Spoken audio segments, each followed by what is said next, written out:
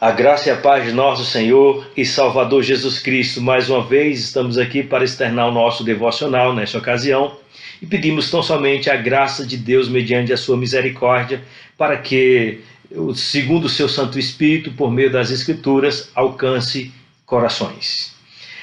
O texto que usaremos nesta ocasião se encontra lá na carta de Paulo aos Filipenses, capítulo 1, verso 27 ao 30, que diz: Vivei acima de tudo por modo digno do Evangelho de Cristo, para que, indo ver-vos, ou estando ausente, ouça no tocante a vós outros que estáis firmes em um só espírito, como uma só alma, lutando juntos pela fé evangélica, e em nada estáis intimidados pelos adversários, pois o que é para eles prova evidente de perdição, é para vós outros de salvação, e isso da parte de Deus, porque vos foi concedida a graça de padecerdes por Cristo, e não somente de crerdes nele, pois tendes o mesmo combate que viste em mim, e em nada agora, e ainda agora ouvis que é meu. Vamos orar nesta ocasião. Senhor Deus e Pai, glorificado, exaltado seja o teu nome. Nós te pedimos nessa ocasião que o Senhor, mais uma vez, seja misericordioso para com todos aqueles que irão ser alcançados pelo poder da tua palavra, mediante o teu Santo Espírito. Que o Senhor transforme os corações, e uma vez esses corações transformados, venha produzir honra e glória para o teu santo nome. Ó Deus, nós oramos assim em nome de Jesus Cristo. Amém. A descrição: vivei acima de tudo por modo ou de modo digno do Evangelho. O que falar a respeito dela? Senão que ela é formidável, senão que essa descrição é indescritível. É assim. Porque quando nós nos deparamos com descrições como essa, nós vamos compreender aquilo que é usado segundo as palavras do príncipe dos pregadores Charles Spurgeon, quando vai falar dessa palavra de início: vivei acima de tudo por modo digno. Essa palavra vivei inclui tão somente todo o curso de nossa vida e comportamento no mundo qual nós vivemos. Essa é a palavra de Spurgeon. Ou seja, quando nós entendemos ou pesquisamos segundo o vocábulo dessa palavra, o seu significado grego significa exatamente as ações e os privilégios de um cidadão. Agora, quando nós estamos falando em termos bíblicos, segundo a palavra inerrante de Deus, nós vamos ver que esse cidadão agora não é qualquer cidadão. Esse cidadão agora é o cidadão dos céus. Esse cidadão é o cidadão que não anda segundo as trevas, mas que deve andar segundo a luz. De tal forma que nós somos ordenados a partir de então. Essa palavra vivei é uma ordem para os cidadãos dos céus, os cidadãos da luz, para que eles mudem as suas ações. Até porque o Evangelho, ele é descrito como um Evangelho simples, puramente simples. E por esse Evangelho ser puramente simples, ele mostra sua beleza mediante a sua simplicidade. E é assim que o cristão dos céus, ou os cidadãos dos céus, precisa se proceder. Porque uma vez compreendendo que o Evangelho é simples, ou puro e simples, você precisa ser simples também. Ou seja, o meu jeito de falar precisa ser simples. O meu jeito de agir precisa ser simples. O meu jeito de vestir-se precisa ser simples. A maneira que eu me conduzo diante do mundo qual estou vivendo, mesmo como peregrino, precisa ser simples. Porque o Evangelho é simples e na sua simplicidade ele mostra as suas ternas belezas. Mas ele não só é simples, ele também é verdadeiro. Porque fora dessa joia da verdade do Evangelho, o crente, eu e você, como é que nós poderíamos viver? Nós iríamos viver sem brilho aqui na terra. Nós iríamos viver sem valor nenhum aqui na terra. Mas Jesus, o próprio Jesus diz que nós devemos ser luz do mundo. Por que nós devemos ser luz do mundo? Porque outrora nós éramos trevas. Mas nós somos alcançados pela luz, pelo Senhor da luz. E agora nós temos que viver de modo dignos de filhos da luz. E para que possamos viver dessa forma, nós precisamos compreender que o Evangelho é verdadeiro. Mas não só verdadeiro por ser verdadeiro, ele é perfeitamente verdadeiro. Não há outra verdade além da verdade do Evangelho. É tão somente assim. E além dele ser verdadeiro, que por sua vez é simples, ele também é intrépido. Intrépido no sentido de que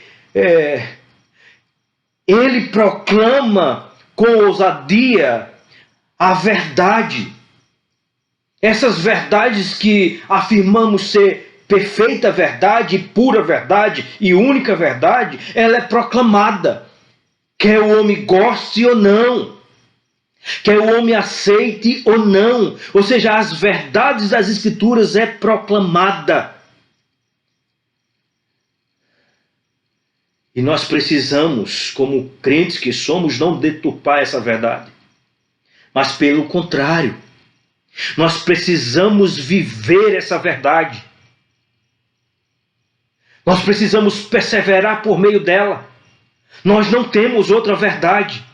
No mundo há várias verdades, mas nós temos a única, simples e pura verdade. E além desse Evangelho ser simples, verdadeiro, intrépido, nós vamos perceber que ele é amável. Ou seja, é nesse Evangelho que nós encontramos descrições, como lá em Mateus, o Senhor Jesus falando, não esmagará a cana quebrada, ou seja, vinde a mim todos que estás cansado e sobrecarregado, e eu vos aliviarei. Ou seja, é por meio desse Evangelho que eu encontro o amor de Cristo, eu encontro a sua amabilidade, e eu encontro requisitos para que eu possa amar você, e para que você possa me amar. Uns amar os outros. Amai-vos uns aos outros, assim como eu vos amei, ao ponto de dar minha própria vida em favor de vocês, ou de vós. É aqui que nós encontramos, mediante a amabilidade do Deus Todo-Poderoso, na pessoa de Cristo. Ou seja, é aqui que nós encontramos graça, porque nós somos imerecedores do seu amor, mas Deus prova seu grande amor para conosco, enviando o seu unigênito, o seu único Filho, para todo aquele que nele crê, não pereça, mas tenha a vida eterna. Ou seja, o Evangelho é bastante amável. Esse Evangelho é simples e mostra sua beleza, sua simplicidade, sua pureza. Ele é verdadeiro, porque ele é perfeito. Ele é intérprete e mostra a verdade a nós. Ele é amável e a sua graça é evidente no meio do povo da aliança. Mas nós vamos perceber que esse Evangelho também é santo. Ou seja, esse Evangelho ele não encobre pecado. Ele não faz isso. Ele não, no sentido de ele não esconder o pecado. Mas pelo contrário, ele perdoa o pecado. Mas perdoa esse pecado tão somente através da expiação, daquilo que aconteceu com Cristo na cruz do Calvário. É na expiação de Cristo que nós somos redimidos. É lá que os nossos pecados foram perdoados. É no derramamento de sangue que temos a remissão do pecado. Porque esse evangelho é santo. Veja, nós estamos diante de um evangelho que é simples e mostra a sua beleza, que é verdadeiro e mostra a sua perfeição, que é intrépido e mostra a sua verdade, que é amável e mostra a sua graça, mas que é santo e mostra a sua pureza. Então, diante disso, nós precisamos refletir. E diante da reflexão que devemos fazer, podemos enxergar as coisas que têm impedido de que eu me aproxime de Cristo, as coisas que têm me impedido de eu estar conforme Ele, as coisas que têm me impedido de eu ser aceitável diante de Deus, que eu peço, Deus, tão somente, tira tudo isso de mim. Tire tudo aquilo que tem impedido de eu viver acima de tudo de modo digno do Evangelho de Cristo. Porque a igreja precisa viver dessa forma. Porque aqueles que são alcançados por Cristo devem viver dessa forma. Todos aqueles que foram alcançados por Cristo, ele faz parte de um só corpo. Ele faz parte de uma só unidade. É assim que é descrito no texto bíblico. É assim que nós enxergamos os descritos de Paulo aqui. É tão somente assim. Veja, porque independente de como nós estamos passando por dificuldades, por lutas. A igreja parece estar separada literalmente, naturalmente, onde os irmãos são impedidos de se relacionar um com o outro, onde você está impedido de abraçar um outro, de beijar seu irmão, de sentir o calor dele, mas nem por isso nós perdemos a unidade ou devemos perder a unidade. O apóstolo Paulo diz, se eu for ver-vos, ou se eu estiver ausente, que vocês mantenham a unidade no tocante a vós outros, que estáis firmes em um só espírito, como uma só alma, lutando pela mesma fé.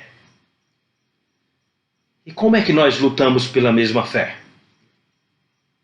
Compreendendo que esse evangelho que é simples, que é verdadeiro, que é intrépido, que é amável, que é santo, ele não é maldição para nós, ele não é perdição para nós, mas veja, ele é tão somente salvação. Por isso que o apóstolo Paulo diz, eu não me envergonho desse evangelho, porque ele é poder de Deus para a vida eterna.